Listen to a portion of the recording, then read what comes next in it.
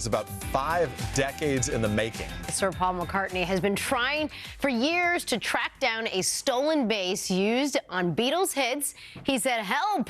An online sleuth jumped into action. NBC's George Solis is here now with more on how that bass was able to get back to its rightful owner. I think we've only scratched the surface on all the songs. We have so many puns to get through. Good morning, guys. Good morning, everyone. The long and winding road in the search for finding Paul McCartney's first Hofner bass, affectionately known as the Beatle bass, came to an end last year. But details of the reunion were just announced this week after decades of tips that led to an across-the-universe level search led to finding the instrument that helped kick off Beatlemania. It was actually found in an attic.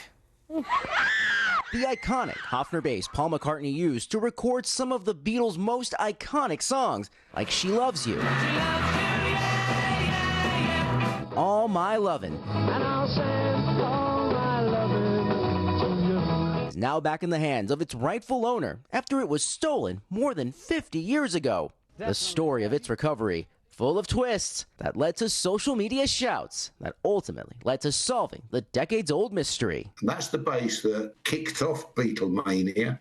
Beatles fan and former Hofner guitar developer Nick Wass was part of the search team who set out 5 years ago to recover McCartney's long-lost bass. It was his first bass when he bought it when he was 19. McCartney later admitting it wasn't his favorite instrument. So I didn't really want to play bass at all. But Wass, with a little help from his friends, a pair of journalists, not only learned who stole the distinctive violin-shaped bass back in 1972, but also generated new buzz about efforts to reunite it with the former Beatle. It paid off last year when it was found in the attic of a home in Hastings, England. I think it's a bit like a jigsaw, really. So you get a few little pieces. The trio learning the thief sold it to a bar landlord who was initially asked to hide it. The most important bass in the history of music actually changed hands in a London pub for a couple of quid and some free beer. We expected it to have gone around the world, but it didn't. It stayed in England, only 8 miles away from Paul McCartney. McCartney, now no longer gently weeping for his bass, issued a statement saying he was incredibly grateful to all those involved, including Wass, who got a call from the legend himself. Not many people get to have a moment like that. It was a very surreal moment. I can't even begin to explain it.